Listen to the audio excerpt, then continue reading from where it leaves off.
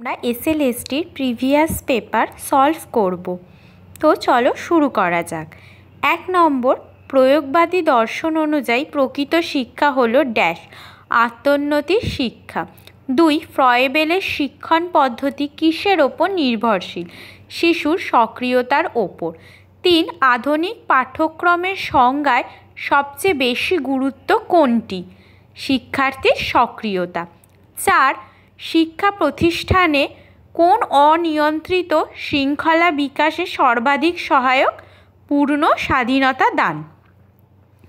5 নম্বর, সঞ্চালনমূলক বিকাশের প্রকৃত অর্থ হল পেশির শক্তি বৃদ্ধি।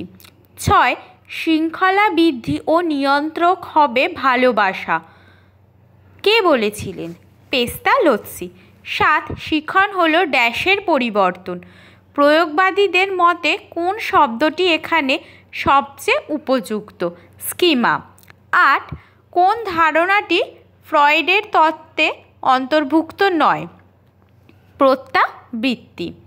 9, কোন বৎসর সর্বপ্রথম জাতীয় শিক্ষানীতি ঘোষিত হয়?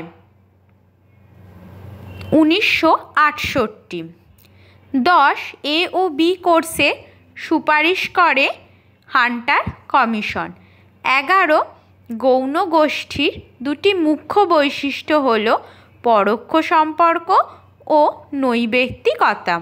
12, যখন কেন্দ্রীয় প্রবণতার মাপ মধ্যমা তখন বিচ্যুতির কে পরিসংখ্যা সবচেয়ে বেশ উপযুক্ত? চতুর্থক বিচ্যুতি। নমস্কার।